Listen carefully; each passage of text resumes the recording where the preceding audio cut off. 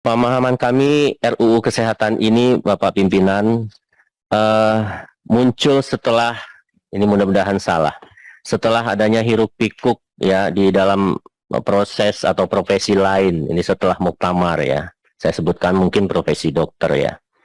Kalaulah itu memang benar, nah mengapa kira-kira kami diikut sertakan undang-undang ini di dalam proses undang-undang kesehatan ini? Karena sesungguhnya tidak ada permasalahan selama ini dengan Undang-Undang Keperawatan Nomor 38 2014, dan bahkan semakin hari semakin dikuatkan dengan peraturan pelaksanaan dan upaya implementasinya. Dan saya kira kalau memang ada kekurangan di undang-undang tersebut, mungkin bisa ditambahkan pada peraturan-peraturan pelaksanaan yang memang diperintahkan ataupun tidak diperintahkan oleh undang-undang tersebut. Oleh karena itu, Bapak Pimpinan dan para anggota Dewan yang terhormat, kami PPNI yang beranggotakan lebih dari 1 juta orang ini, perawat di Indonesia tetap solid dan siap bersama-sama Bapak dan Ibu DPR RI, usulan kami agar Undang-Undang Keperawatan itu tidak diikutsertakan di dalam pembahasan Undang-Undang Kesehatan ini. Jadi demikian yang kami sampaikan. Pimpinan yang saya hormati,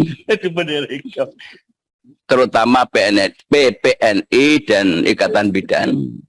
Tadi dari PPNI menyampaikan seolah-olah tidak ada masalah dalam undang-undang ini. Masih banyak, Pak. Saya ini Bu Emi dan teman-teman dari PPNI, saya ini termasuk salah satu yang memperjuangkan nasibnya ibu bapak-bapak ini. 2004, saya itu memperjuangkan yang namanya rancangan undang-undang tentang perawat dan bidan. Dan saya keluar masuk di Pak Wapres ketika itu Pak Yusuf Kalla yang begitu getol, dan ketika itu PPNI-nya kalau nggak masih Prof. Ibu-ibu. Iya, Prof. Yani. Jadi banyak hal yang memang perlu diperhatikan tentang masalah PPNI dan perawat.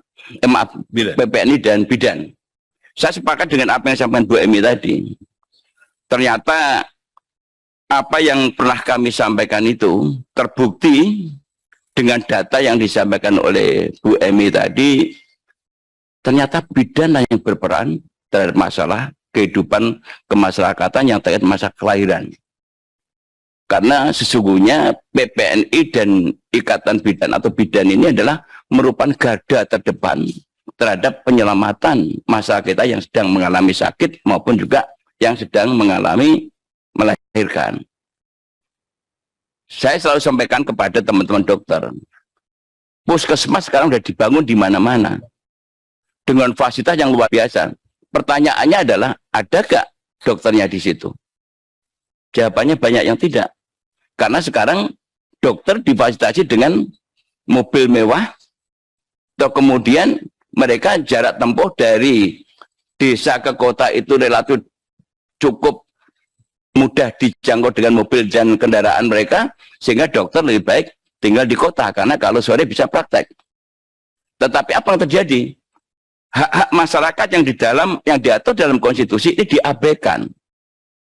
Oleh karena itu BPNI dulu pernah saya sampaikan juga dalam undang-undang, apakah ini masuk atau tidak.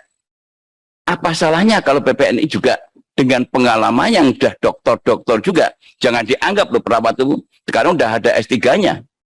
Mereka juga diberikan hak untuk mengeluarkan resep lah yang sifatnya darurat. Karena rakyat itu perlu ditangani secara cepat tentang masalah kalau terjadi sesuatu hal di desa. Dan kedua juga bidan, Bu, banyak masalah.